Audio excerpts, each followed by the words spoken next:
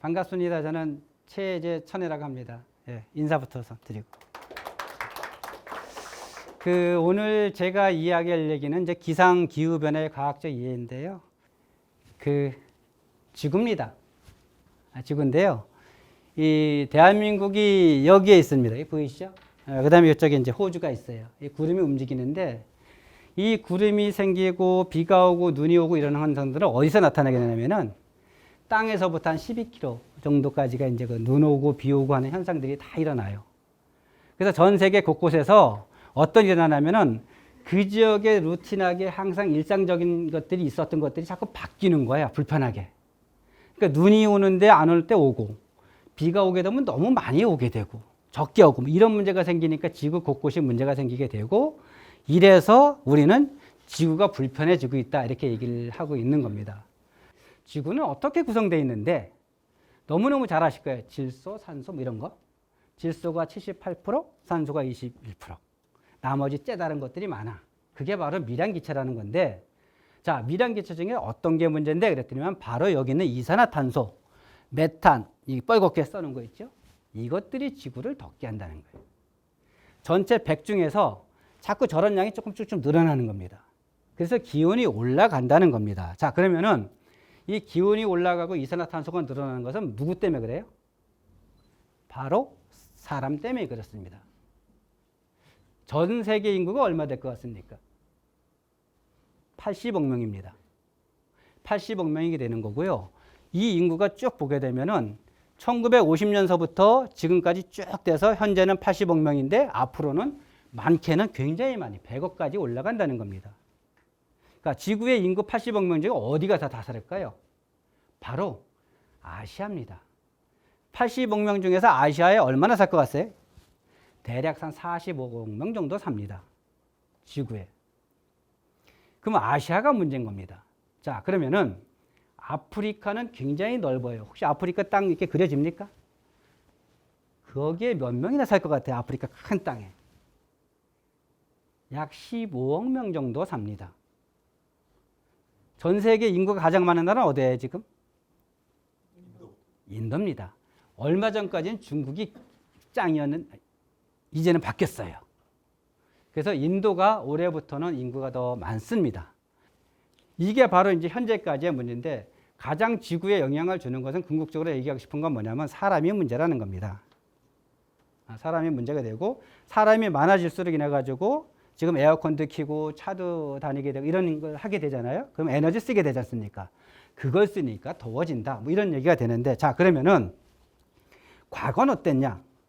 혹시 여기 학생분들 중에서 산성비 얘기 들어보셨습니까? 산성비 얘기 듣긴 들었는데 언론에 노출은 잘 안 됩니다, 지금은. 근데 과거에는 산성비 얘기밖에 안 나왔어. 언제? 1960년대, 70년대는 산성비 내린다 그래가지고 호수가 산성화 된다는 등 머리가 빠진다는 등 이런 얘기를 수없이 했는데 지금은 언론에서 찾아볼 수가 없어. 왜? 산성비 안 내리니까. 자, 두 번째. 그리고 시간이 지났어요. 시간이 지나서 어떤 일이 벌어지냐면은 오존홀이라 가지고 오존 구멍이 뚫렸다는 얘기합니다. 오존홀이라 가서. 그럼 오존홀이라는 것은 구멍이 뻥 뚫린 게 아니라 우리가 보면 하늘 방향으로 대륙권 위에 성층권이 있는데 성층권에 오존이 많습니다. 그 오존이 이만큼 있는 게 이렇게 줄어드는 거야. 그게 바로 오존홀이라고 합니다. 구멍이 뻥 뚫린 건 아닙니다. 홀이라니까 구멍 뚫린 게 아니라 어쨌든 이런 문제 때문에 1980년도하고 90년대는 또 언론에서 오존만 되게 얘기만 했었어. 지금은? 지금 그런 얘기 진짜 안 해. 어쩌다 한번 나와. 북극의 오존홀이 뭐 이렇게. 그러면 지금 뭐냐 그러면 2000년대부터 이 얘기를 하는 거예요. 이게 얼음 녹아지는 거. 그래서 얼음이 녹으면 지구 온난화라는 문제가 부각이 되는 겁니다. 그래서 2000년대부터 지금까지 쭉 하는 거예요. 자, 그러면은 자, 이렇게 지구 온도가 증가하고 이산화탄소가 들어드는데 정말? 하고 궁금할 거 아니야. 관측이 중요한 거야, 관측. 그래서 과거에는 1960년대에는 배경 대기 오염 관측망이라 해가지고 대기 오염 물질 위주로 관측을 했었어요. 많이. 물론 지금도 합니다. 그러다가 시간이 지나고 나가서 조금 있어 보니까 야, 오존층 빵꾸 났대. 오존홀이 생겼대. 자, 그러면 CFC, 염화불화탄소를 측정하자. 이런 걸 했었어. 했는데 그것도 지나갔어요. 그러고 나서는 지금 얘기하는 이산화탄소라든지 메탄이라든지 이런 것들이 많아서 지구가 불편해서 일단 가니까 이거에 대해서 똑바로 관측하자 하고 하는 게 나오게 되는 겁니다. 그래서 그러면은 우리나라 얘기를 좀 해봐야죠. 자, 그러면은 정말인지 아닌지 계속 관측이 제일 중요하고 관측 베이스에서 모든 게 이루어지는 겁니다. 그래서 땅과 하늘, 그 다음에 바다에서 이제 관측하게 되는데 이 산에 보면 이렇게 생긴 것들이 있습니다. 이렇게 저기 관악산이라든지 아니면 여기 면봉산 이런 산에 가면은 이렇게 이 골프공 같이 생긴 이렇게 있어요. 그게 뭐 하는 거냐면은 기상 레이더라 해가지고 하늘 방향으로 구름을 측정하는 겁니다. 이 산꼭대기 전국에 한 10개 정도 있어요. 이런 게 있고. 그 다음에 비행기 떠가지고 뭘 하냐면은 인공 강우. 비 내리게 하는 거죠. 이런 실험을 가는 것도 있고. 그 다음에 우리나라는 이렇게 바다가 삼면이 되어 있는데 바다 날씨가 굉장히 중요해요. 그래서 바다에서 이렇게 이런 게 떠 있습니다. V라는 게 떠 있어서 바다의 날씨를 관측하는 것들이 있습니다. 이런 것들이 있고.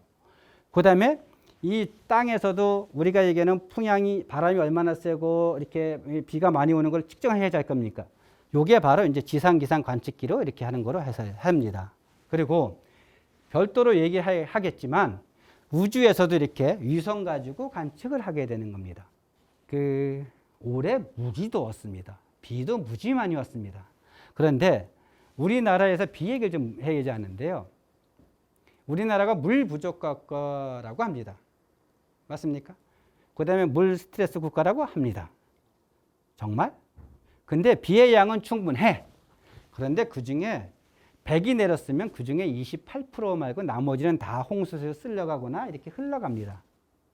그러니까 실제 이 물을 잘 관리해서 한다 그러면은 더 쓸 수가 있겠죠. 그래서 실제적으로는 이 정도만 쓰는데, 자, 그러면 어떤 일이 벌어지냐면은 이 물이 그하고 한 30년 자리를 쭉 측정해서 가뭄하고 홍수인 거를 쭉 기상청 자료를 분석해 보니까 1991년서부터 2020년까지인데 홍수, 가뭄 있었어요.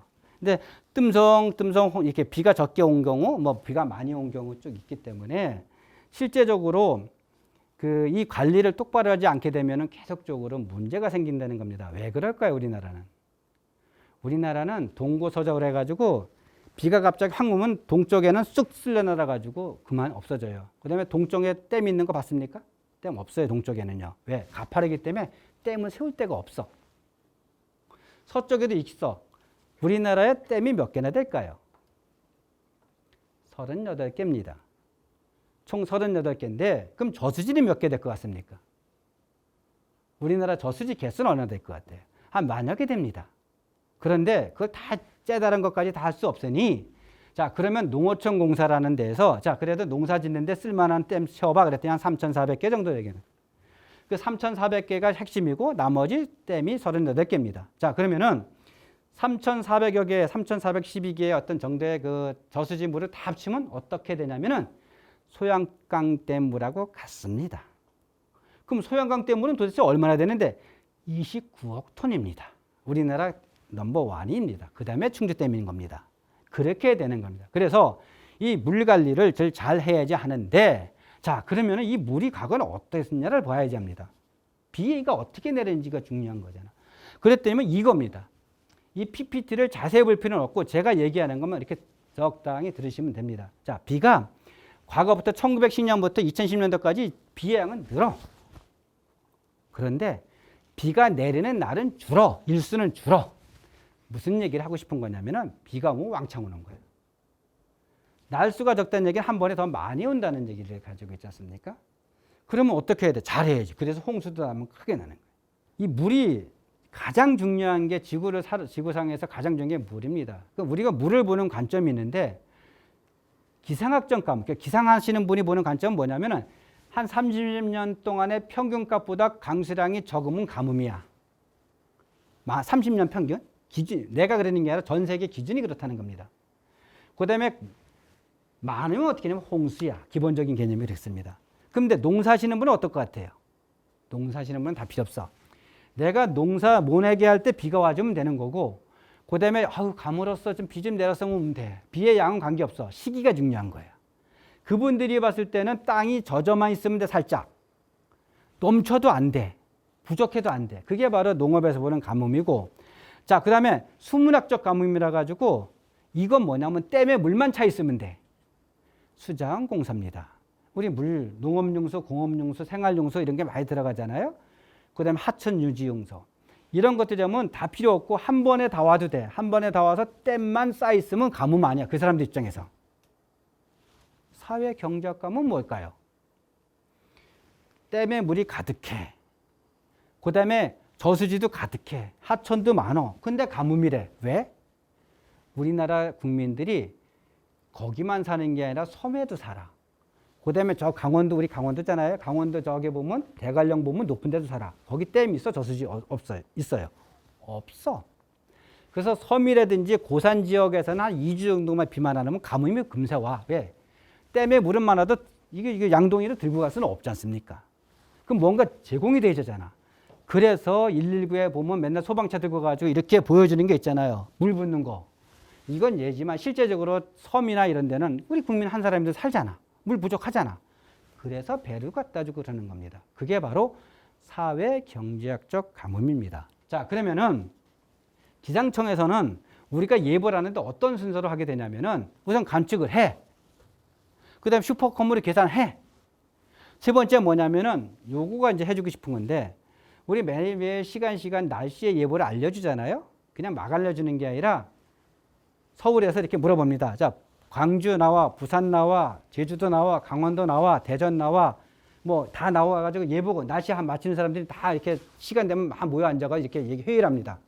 자, 지금 우리가 자료를 보니까 슈퍼컴으로 계산한 자료, 관측 자료, 위성 자료, 레이더 자료, 기타 등등 모든 자료를 보니까 2시부터 비가 올 것 같아. 거기 공감합니까? 안 합니까? 서로 의견을 조율해서 올 것 같아요. 이렇게. 그러면 얼마나 올 것 같습니까? 그러면 양을 얘기하는 거야. 그 얘기를 해가지고 수도 없이 끝없이 수시로 예보를 해가지고 결과적으로 여기 계신 선생님들의, 우리 학생분들의 핸드폰에 비가 오니 안 해. 물론 틀릴 때도 있어. 그러니까 너무 하지 마요. 어쨌든 간에 이 시간의 일정을 계속적으로 한다는 겁니다. 기상하고 기후를 막 얘기하는데 기상은 뭐 같고 기후는 뭐 같습니까? 다 똑같은 얘기예요, 사실요. 기상은 오늘 비가 오고 눈이 오고 뭐 이런 짧은 시간 얘기하는 게 기상이고 기후는 그 관측된 거 가지고 쭉 합친 겁니다. 그래서 30년 동안에 가지고 평균하면 그게 기후야. 그러니까 기상과 기후가 다른 게 아니라 기상자료 쭉 있는 걸 가지고 30년짜리 묻혀가지고 평균하는 게 기후고 기후변화는 뭐야 그러면? 그거보다 높거나 낮으면 기후변화가 되는 겁니다. 그렇게 되는 겁니다. 그래서 30년 평균은 누가 대한민국에서 한 거가 아니라 전 세계 사람들이 기후라는 것을 정의하고 할 때는 30년 값을 쓰자고 약속을 한 겁니다. 그런 식으로 해서 나온 거고, 자, 그래서 기후가 변화가 돼가지고 막 눈이 녹고 얼음이 녹고 수온 이렇게 지금 수중 기온이 높고 해빙이 높고 막 그다음에 해수면이 상승하고 적설이 높고 막 이 알프스 산에 눈이 녹고 막 이러는 것들이 그냥 녹아서 아무 일도 없었으면 신경 안 써도 돼. 그죠? 그런데 문제는 뭐냐면은 이렇게 물이 늘어나고 그다음에 기온이 올라가면 해가지고 우리가 생각하는 물순환 시스템이 바뀌어 버린다는 겁니다. 그다음에 이로 인해 가지고 쌀 농사가 막 안 되고 뭐 이렇게 안 되는 거야. 바뀌는 거야. 그래서 식량안보에 적인 문제도 생겨. 그다음에 뭐 여러 가지 살아있는 생태계들이 바뀐대. 그리고 또 뭐가 있냐면은 보건적으로 코로나19도 관계되는데요. 어쨌든 이런 거지 때문에 사회 경제적 영향이 굉장히 심해지고 궁극적으로는 내가 힘든 거야, 인간이. 그래서 기후변화가 관심을 갖는 겁니다. 인간에 대해서 좋은 것만 있으면은 기후변화에 주목할 필요가 없어. 근데 변화물로 인해 가지고 지구가 불편하고 지구 불편한 건 나 둘째의 문제고 내가 불편한 거야. 에너지 값도 올라가지, 쌀 값도 올라가는지, 배추 값 올라가. 그게 이제 문제가 되는 겁니다. 그래서 자, 그러면은 이 문제가 있는데 어느 놈이 문제인데 이렇게 되는 겁니다. 어디에서 영향을 주는데. 그랬더니만 이거 지도를 봅니다. 똑같은 지도인데요. 빨간 게 좀 나쁘다. 부정적인 의미를 갖죠. 색깔을 보게 되면. 이 위의 지도는 뭐냐면은 이산화탄소의 양을 많이 내뿜는 지역을 보여준 겁니다. 그래서 보게 되면은 좀 잘 사는 나라들이 좀 새빨개. 그 얘기 뭐냐면 이산화탄소를 거기서 많이 내뿜는다는 것이고, 그러면은 내뿜으면 자기가 해코자 했으니까 자기가 피해를 받으면 되는데, 피해받는 건 누가 받아? 밑에처럼 다른 데가 빨개. 그 얘기 뭐냐면은 가해자하고 피해자가 다르다는 겁니다. 그러니까 문제인 거야. 그랬더니만 작년 12월, 그러니까 2021년 11월 6일서부터 18일 동안에 기후변화 당사국 총회를 이집트에서 했습니다. 그때 파키스탄 총리가 와가지고 한마디 했어. 뭐라고 했냐면은 당신네들 나라들이 선진국들이 여러 가지 오염 배출량을, 그러니까 온실가스 배출량을 많이 내뿜으려 해가지고 우리나라가 물에 잠겼다 얘기를 한 겁니다. 그러면서 뭔 얘기를 했냐면은 손실과 피해라는 화두를 남겨서 의제로 된 겁니다. 이 살림이 굉장히 중요한데 살림의 가치는 뭐 유인물 있으니까 이게 아니라 살림의 가치는 굉장히 있습니다. 이게 뭐 여러 가지 뭐 삶의 질의 관계도 되고 우리 이산화탄소를 흡수하는 흡수원으로 쓰고 있는데 어쨌든 공익적 가치는 산림청에 의하면 많답니다. 자, 그리고 이 산림이 잘 보존되어야 하는데 하고 싶은 얘기는 뭐냐면은 불이 나는데 누가 불났더니만 역시 또 사람이야. 사람이 문제라는 겁니다. 물론 다른 번개를 쳐가지고 산불도 나는 것도 있지만 실제적으로 불나는 거는 대부분이 우리의 문제라는 겁니다. 나만 아니면 되는 게 아니라 실제적으로 사람이 대부분 영향을 준다 이렇게 이해하시면 될 것 같고, 과거는 어땠는데 지구가 과거는 총 5번째 지구의 멸망이 있었다고 합니다. 언제냐면은 1차, 2차, 3차, 4차, 5차 했는데 여기에 연도는 있으니까 제가 연도할 필요는 없지만 어쨌든 6번째가 돼. 그래서 1차 때는 86%가 지구의 모든 게 바뀐 거고 2차 때는 75%, 3차 때는 96%가 했는데 그 원인이 뭐냐 그랬더니만 이런 거야. 빙하기, 화산 폭발, 빙하기 뭐 이런 건데, 그러나 과거는 얘기하지 말자고. 제일 중요한 거는 옛날 얘기하고 싶은 얘기 아니잖아. 미래가 중요하지 않습니까? 그런데 이렇게 얘기하는 6번째 대멸종이 시작이 되는데 그럴 때는 환경 파괴 때문에 그렇다. 바로 기후변화 이런 거다라고 얘기를 하는 겁니다. 그럼 그게 언제부터? 그랬더니만 진행형입니다. 이렇게 하는 거야. 지금 이 시간도 진행하고 있다는 겁니다. 그거에서 대비를 하고 해제한다는 게 실제 얘기고, 이런 문제가 나왔고, 자, 코로나 문제를 얘기를 해야 하는데 코로나는 기후변화 관계가 돼 안 돼? 라고 하는데 뭐 되려면 되고 안 될 수도 있습니다. 자, 문제는 뭐냐면은 코로나라는 질병이 생겨가지고 과거처럼 A라는 동네에서 B라는 동네에 가려고 그러면 하루 종일 가거나 걸어가거나 그러면 문제가 없었어. 왜? 그 지역만 사고 나면 돼. 올라면 멀어. 근데 지금은 비행기, 기차, 버스, 뭐 여러 선박 이런 것 때문에 여기 있는 것들이 옮겨가는데 너무 급속도로 이게 파급 효과가 크는 거예요. 우리나라 얘기니까. 우리나라는 어떨 것 같습니까? 대한민국은. 우리나라는 땅이 요만한데 집이 옆으로 퍼져야 되는데 우로 높아. 아파트라는 겁니다. 그러니까 밀집되어 있는 데다 보니까 걸리면 한 판에 훅 가는 거야. 우리나라가 굉장히 취약하다는 겁니다. 질병에 대해서. 그렇겠죠? 아니 뜸성뜸 미국처럼 A라는 동네 B라는 동네 가려면 차 타고 10시간 가야지만 하나 있을까 말까 한다면 그 지역 봉쇄시키면 돼. 우리나라는 봉쇄시킬 데가 없어. 그냥 한 판에 가야 돼. 몸으로 때우든지. 아주 불편해진다는 겁니다.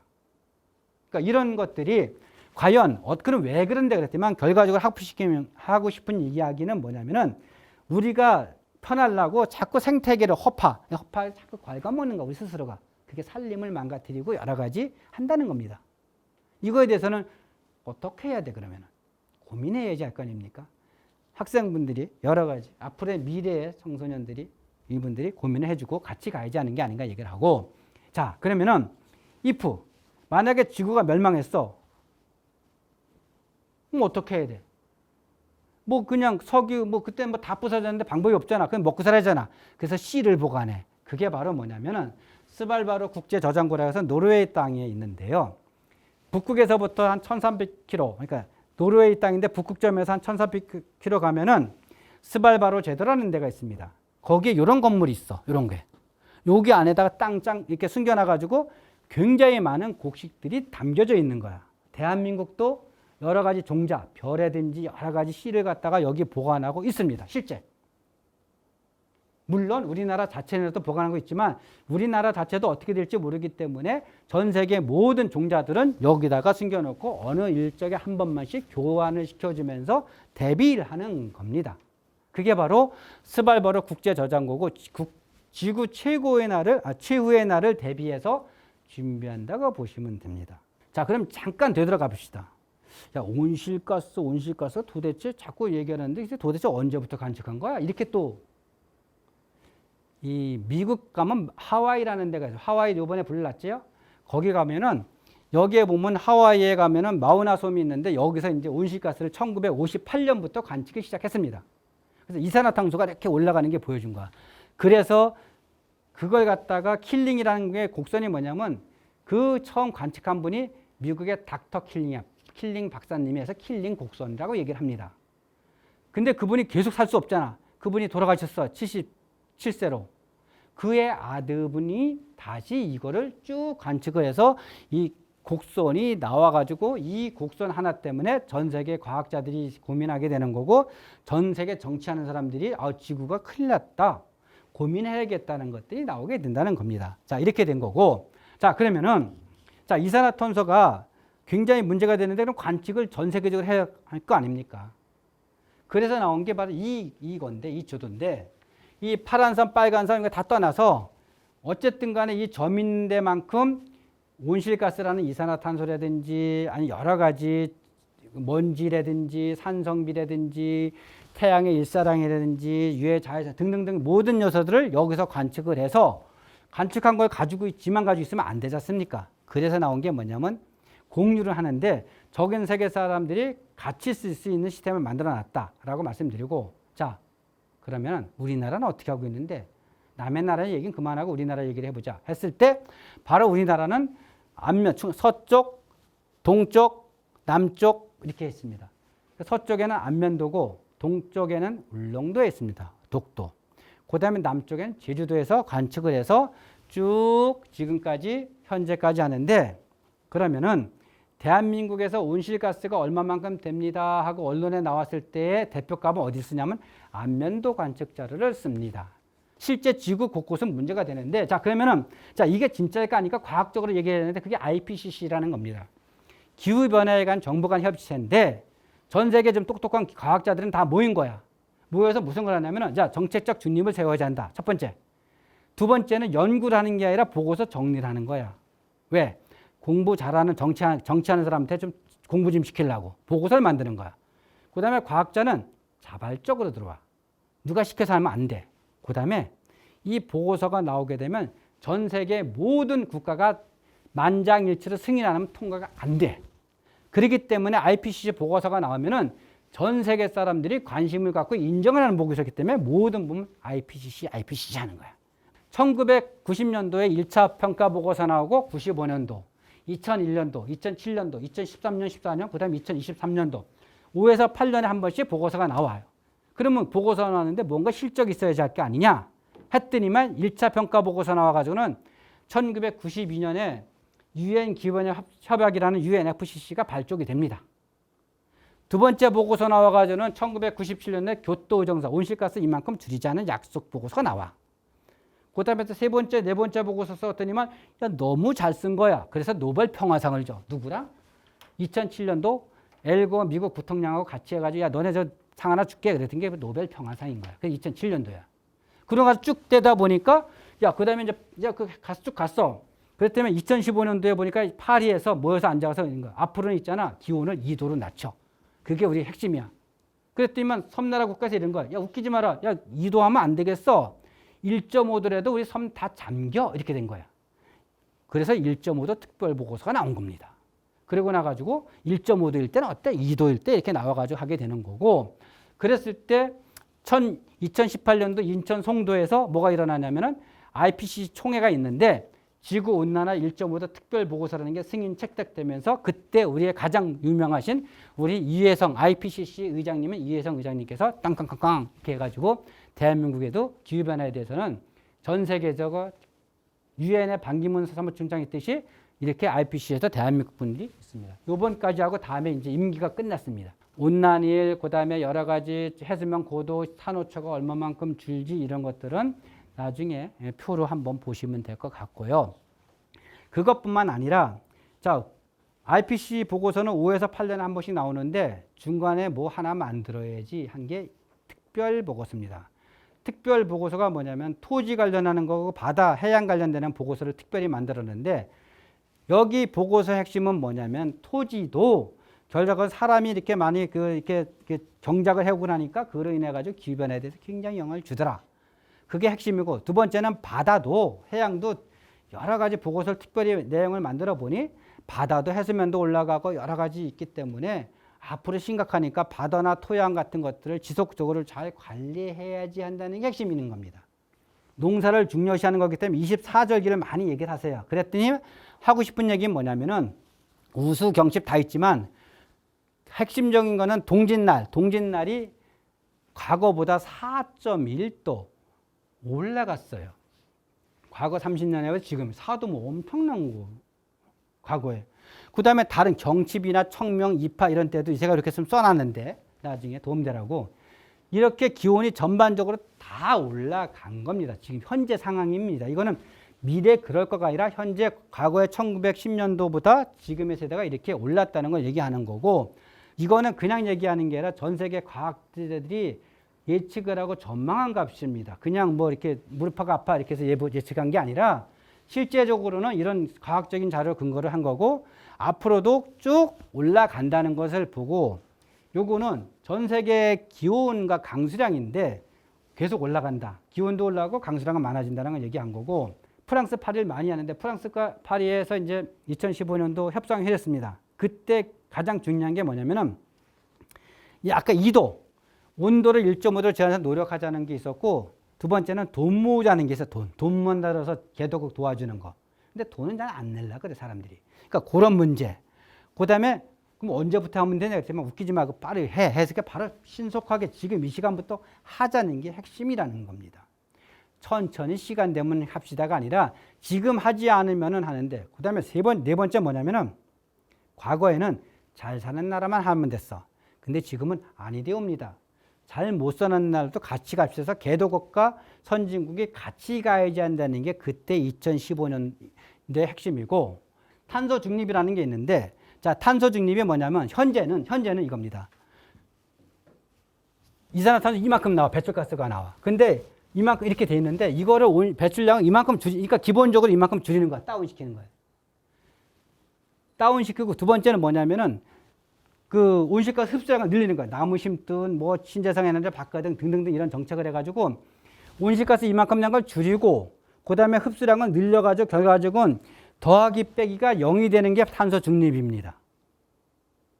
중립국가가 아니라 아무것도 안 내뿜는 게 아니라 얼마만큼 내뿜는 건 할 수 없으니 사람이 살니까 내뿜고 그거를 내가 흡수하는 것도 갖게 해가지고 언제 시점을 갖게 하냐 2018년 기준으로 갖게 만들자는 게 탄소 중립이고 넷제로라는 말을 쓰게 되는 거고 실제적으로 그걸 위해서 이렇게 좀 잘 사는 나라는 이렇게 노력할 거고 우리나라는 대한민국은 요만큼 40% 줄여가지고 2018년 대비 이만큼 줄여가지고 2030년도는 요만큼 만들자는 거예요. 수치 의미는 별로 없습니다.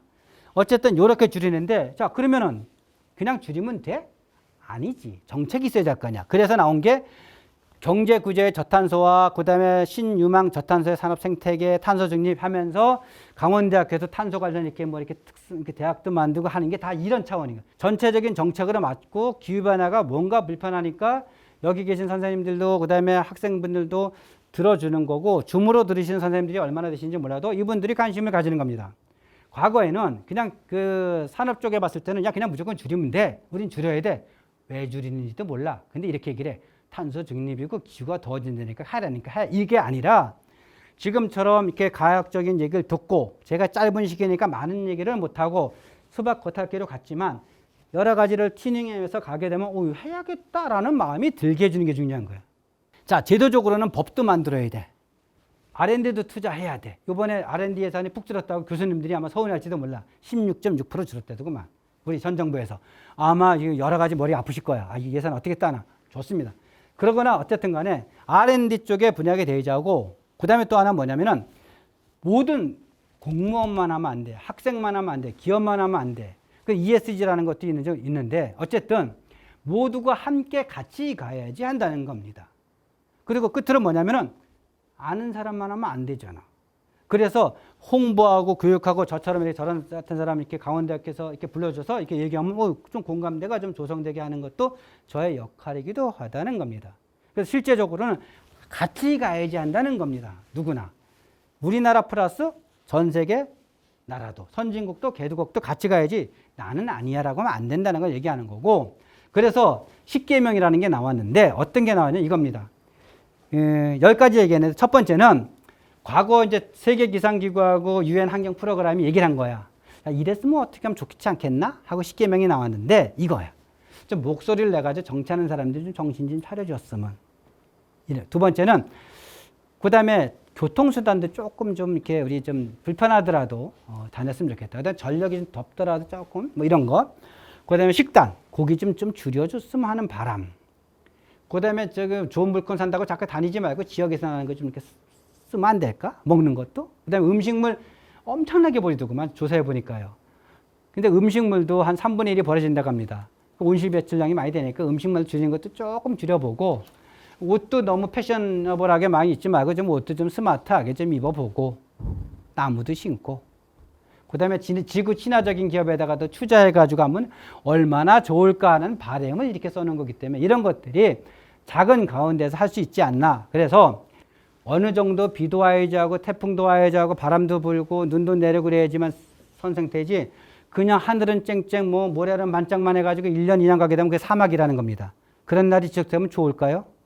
하고 싶은 얘기입니다. 날씨는 계속 바뀌더라도 그거 가지고 일희일비하지 말고 거기에 맞게 적응을 해야지 하고 가장 중요한 거는 여기까지 교육을 들으셨으니 같이 얘기를 했으니 앞으로 기후변화가 좀 변하지 않게 같이 좀 노력을 했으면 좋지 않겠나 하는 거로 제 강의를 마치도록 하겠습니다. 이상입니다. 네, 고맙습니다. 네.